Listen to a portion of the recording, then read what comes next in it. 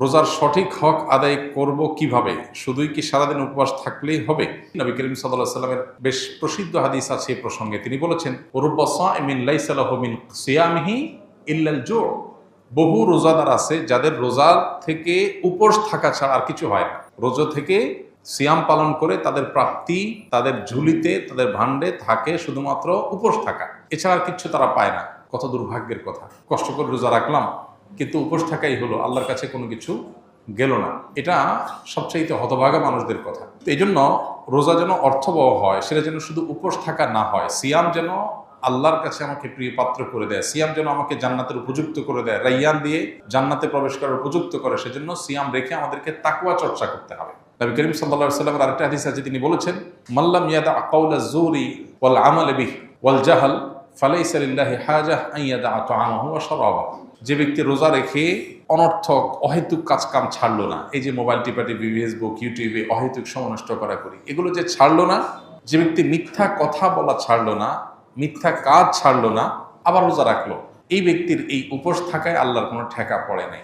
এই জন্য রোজা রেখে কোনো প্রকার গুনাহ না করা, বিশেষ করে চোখের গুনাহ, মুখের গুনাহ এবং সময় নষ্ট না করা, মিথ্যা প্রতারণা, এসব কিছু না করা, এটা হলো রোজার অন্তর্নিহিত শক্তি। রোজার স্ট্রাকচারটা তো দাঁড়ায় যাবে, আমরা সাহারি খেলাম, সারাদিন কিছু না খেলাম, ইফতারিতে খেলাম, বাস পানাহার বর্জন করলাম, আমার রোজা দাঁড়ায় গেল। কিন্তু এই রোজা, এটার যে প্রাণ, সেটা আসার জন্য এই রোজা রেখে কোনো প্রকার সিয়াম পালন করে কোনো প্রকার গুনাহ থেকে আমাকে বেঁচে থাকার চেষ্টা করতে হবে, তাহলে সেটা অর্থবহ হবে। আল্লাহ আমাদের সবাইকে সেই তৌফিক দান করুন। এই চ্যালেঞ্জটাতে আল্লাহ তাআলা আমাদের সবাইকে বিজয়ী হওয়ার তৌফিক দান করুন। ব্যবসার ক্ষেত্রে কোন কোন দিকগুলো মেনে চললে আখিরাতেও তার ফলাফল পাবো? রাসূলুল্লাহ কারীম সাল্লাল্লাহু আলাইহি ওয়াসাল্লামের সাথে রাসূলুল্লাহ কারীম সাল্লাল্লাহু আলাইহি ওয়াসাল্লাম এবং সাহাবীদের ব্যবসার বৈশিষ্ট্য কেমন ছিল? বিশেষ দ্রষ্টব্য, ইন্টার দ্বিতীয় বর্ষের ব্যবসায় শিক্ষা বিভাগের ছাত্র আমি, পরিকল্পনা উদ্যোক্তা হওয়া। যারা তরুণ আছেন, মাশাআল্লাহ, উদ্যোক্তা হওয়ার প্ল্যান করছেন, তারা খুবই সাধুবাদ পাওয়ার মতো একটা কাজ করছেন। উদ্যোক্তা হওয়ার পরিকল্পনা করেন। ইহুদিরা উদ্যোক্তা সবাই, তারা গোটা দুনিয়া কন্ট্রোল করছে। পৃথিবী পলিটিশিয়ানরা কন্ট্রোল করে না, পৃথিবী এন্টারপ্রেনাররা কন্ট্রোল করে। পৃথিবীর রাজনীতিবিদদের হাতে নাই, পৃথিবী যতটা হাতে আছে কাদের? উদ্যোক্তাদের, ব্যবসায়ীদের। এই জন্য মুসলমান তরুণ ব্যবসা করবার, উদ্যোক্তা হয়ে ওঠার মানসিকতা লালন করতে হবে। ব্যবসা অবশ্য এক জিনিস, উদ্যোক্তা আরেক জিনিস। সৃষ্টিশীল কোনো কাজ, কোনো সম্ভাবনার নতুন দুয়ার খোলা, কোনো সংকট দূর করার কোনো উদ্যোগ গ্রহণ করা, এটাই তো উদ্যোক্তা হওয়া। অতএব এটা প্রশংসনীয়, কিন্তু উদ্যোক্তা হতে গেলে এই পথটা মসৃণ না। ধরা খাওয়ার আশঙ্কা থাকে, লুজার হওয়ার আশঙ্কা থাকে, চাপ তৈরি হয়। আর বিশেষ করে আমাদের মতো দুর্নীতি এবং অনিয়মে ভরা সমাজে যদি কেউ উদ্যোক্তা হতে চায়, সে সৎ পথে উদ্যোক্তা হওয়া তার জন্য কঠিন। একই কাজ অন্যরা করবে 2 নম্বর পথে, সেটা তাদের জন্য অনেক ইজি হবে। আপনি করবেন সঠিক পথে, আপনার জন্য কঠিন হবে। এগুলো মাথায় রাখতে হবে। এই জন্য ট্রেনিংয়ের কোনো বিকল্প নেই। আপনি এন্টারপ্রেনারশিপের জন্য ভালো ভালো ট্রেনিং আছে, সেগুলো আপনাকে করতে হবে, প্রশিক্ষণ নিতে হবে, শিখতে হবে, অভিজ্ঞতাদের কাছে যেতে হবে। আমরা আসুন্নাহ ফাউন্ডেশন থেকে একবার, সম্ভবত 2022 সালে বা 21 সালে, আমরা উদ্যোক্তা সম্মাননা করেছিলাম। সারা দেশ থেকে অনেকগুলো উদ্যোগকে বেছে নিয়ে যারা দিন পালন করে আবার উদ্যোক্তা হয়ে ওঠার চেষ্টা করছেন, তাদেরকে আমরা অ্যাওয়ার্ড দিয়েছিলাম। আলহামদুলিল্লাহ, আরো অনেকে এটা নিয়ে কাজ করছেন। অতএব যারা এগুলো নিয়ে কাজ করছেন, তাদের সাথে লিঙ্ক হয়ে, তাদের সাথে যোগাযোগ করে, বুঝে শুনে তারপরে পা ফেলেন।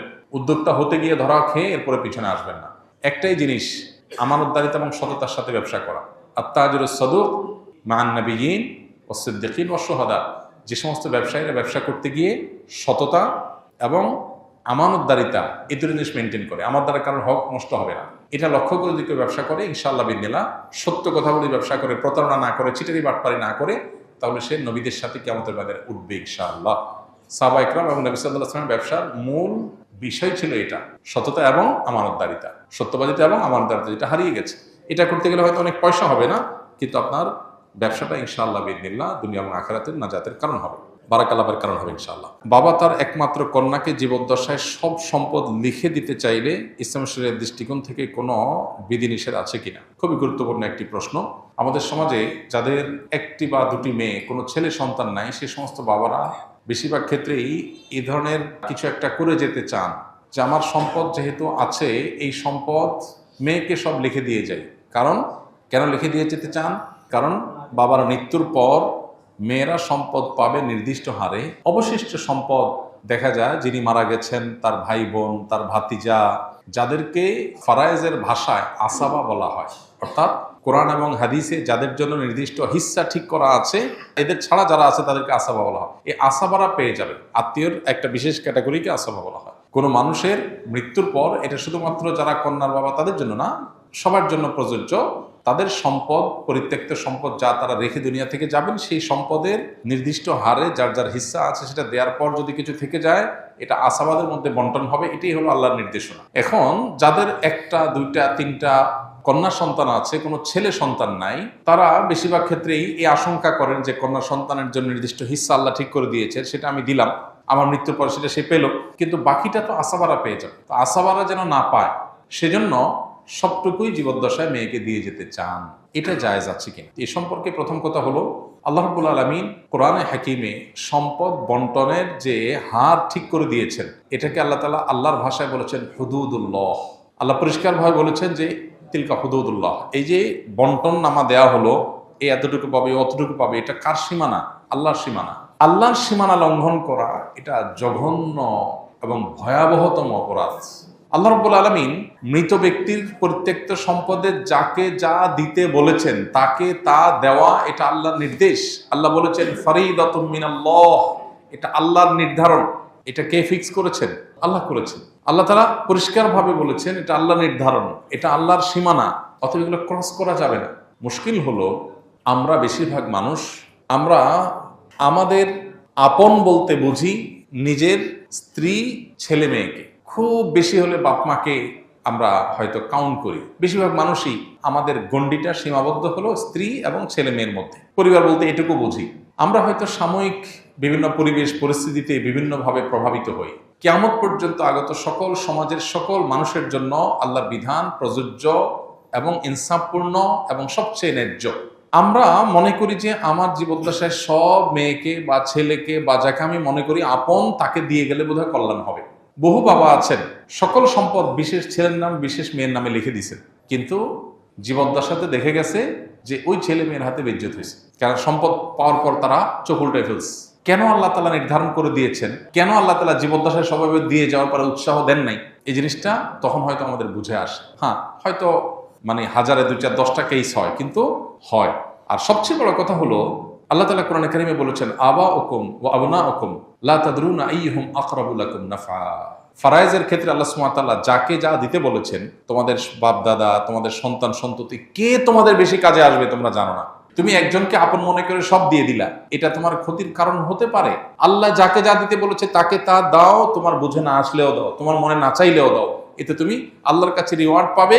আর মনে রাখবে, তোমার জন্য আল্লাহর নির্ধারণটা তোমার নির্ধারণের চাইতে বেশি গুরুত্বপূর্ণ এবং বেশি উত্তম। আল্লাহর চাইতে বেস্ট বা বেটার, সর্বোচ্চ পরিকল্পনাকারী, সবচেয়ে উত্তম পরিকল্পনাকারী আর কেউ নাই।